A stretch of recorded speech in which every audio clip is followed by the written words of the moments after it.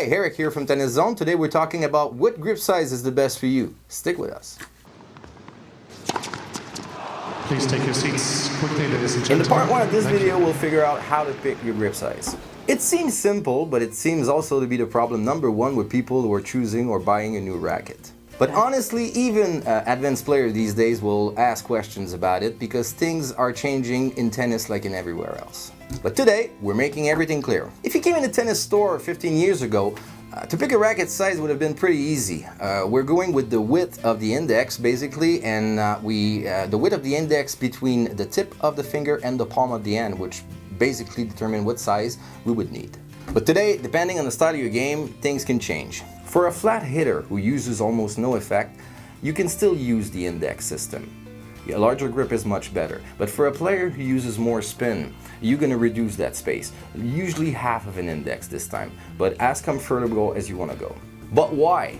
For a flat hitter, a bigger grip will make the racket a lot more stable when it comes in contact with the ball. That's the reason why, compared to a smaller grip, flat hitters would prefer a bigger grip. When you are a spinner or somebody who uses more effect, you'd like to have a smaller grip because the tendon on your wrist will be a lot more relaxed, and it will give you a lot better effect on your ball, basically. A lot better speed and movement as well.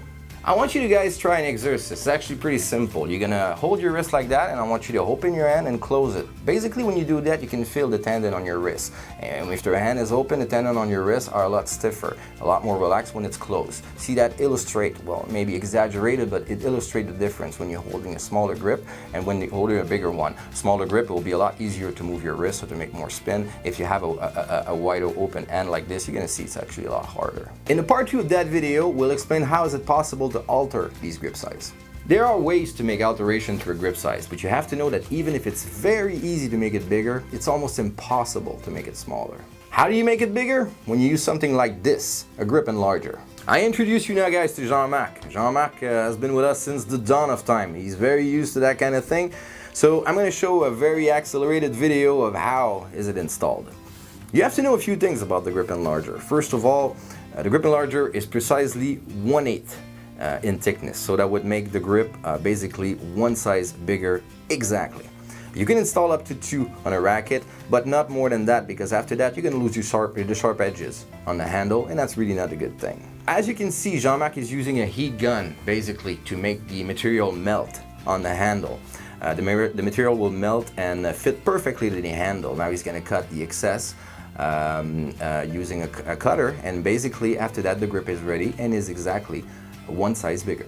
And there is also a popular belief when it comes to grip enlarger. A lot of people think that if you use a grip enlarger, it will make the racket heavier and it will also make the balance more in the handle. It's not exactly true.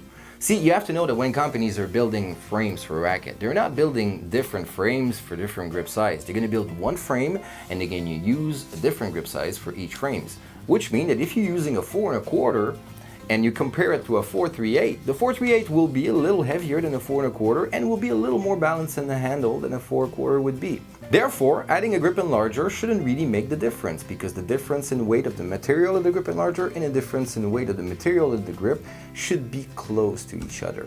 So I'm not saying that, you know, using a grip enlarger will make any exact replica of a bigger size, but it will be really, really close from it.